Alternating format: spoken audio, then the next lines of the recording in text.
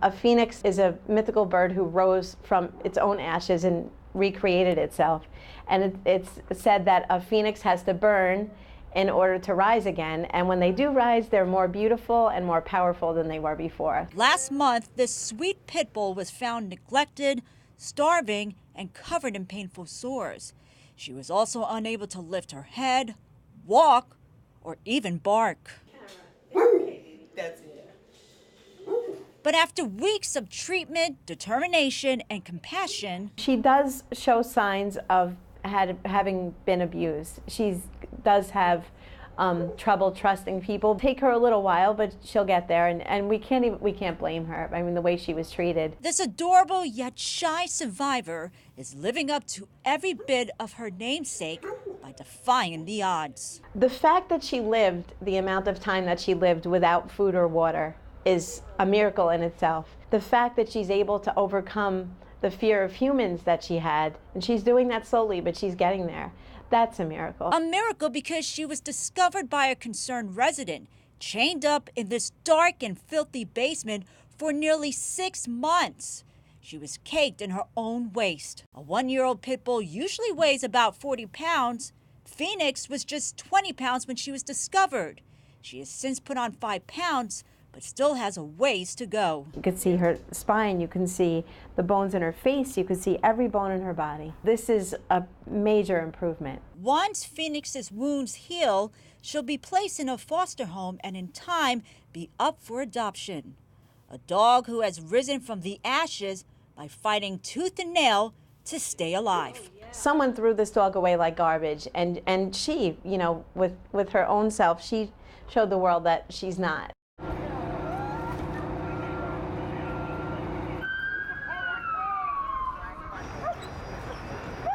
It may look real, but this is all an NJ Transit exercise designed to give first responders experience for the day they may have to face disaster. We're simulating a mass casualty incident. It's going to be as a result of a derailment of a Newark light rail vehicle.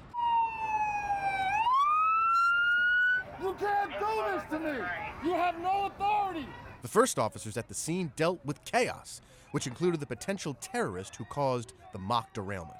The officers took him down and into custody. That individual placed something on the tracks, which caused the LRV to derail.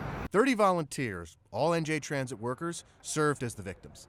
Their mock injuries needed to be evaluated by EMS, from the walking wounded to the more severely injured. In a rig built to look like an NJ Transit train on its side, Newark firefighters hoisted would-be victims to safety using a winch. It's practice for getting people out of a flipped train car. NJ Transit does 4 or 5 of these large-scale drills each year.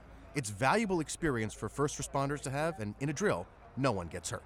We learn something from every exercise that we do, but this allows us to best prepare to take care of our commuters, our customers, our first responders, and make the public safer. To know that our chapel had been incinerated in just a matter of hours is just horrible for all of us. Sister Mary Rinaldi takes us through what's left of the church, the smell of smoke still suffocating.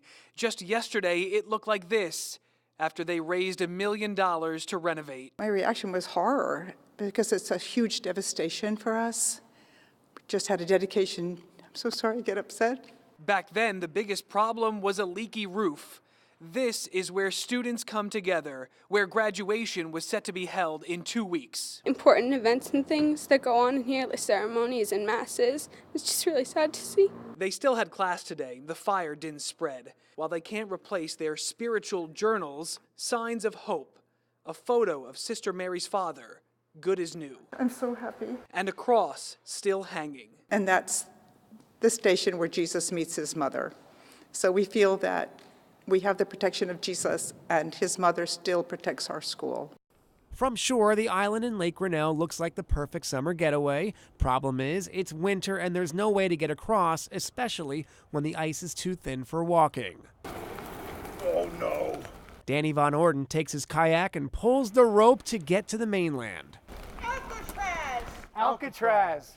Meanwhile, 74-year-old Lee Donnelly stands on shore wondering how she's going to get to the store. She's not going to leave that home because of her cat that's there, and this is where she's lived for the last 30, 40 years. Lee's husband used to maintain a temporary winter walkway over the lake until he died.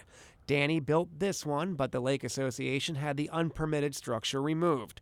We spoke with Lee on the phone from her home because it was too unsafe for her to cross in the kayak. This is where my husband and I have lived for 24 years. Everything we own is in this house. I mean, this is my house. This is my home. I'm not going to leave here. Danny says out here in the summertime, it is a different world. All of the homes are occupied. But now, here in the winter, a completely different story. Isolation.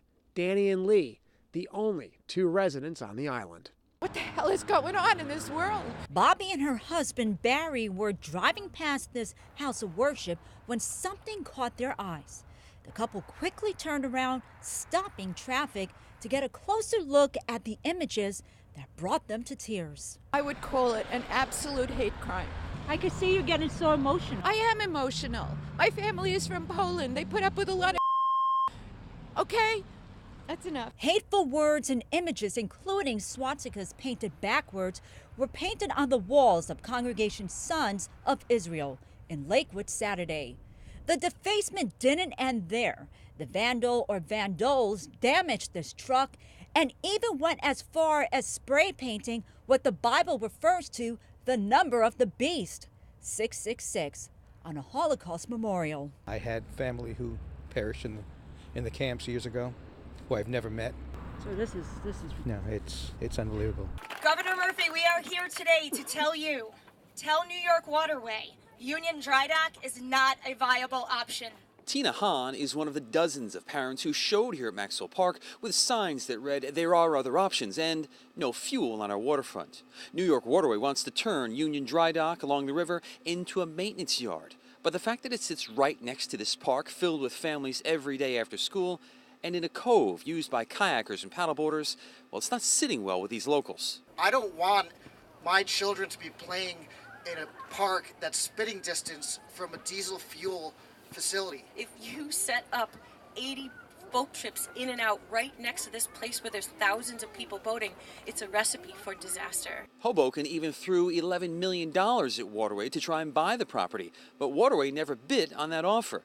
The city even threatened taking the land through eminent domain, but that threat was eventually pulled. So now the two sides are at a stalemate, with the people who live here and actually use the ferry imploring Governor Murphy to step in and have New York Waterway move their plans to another location.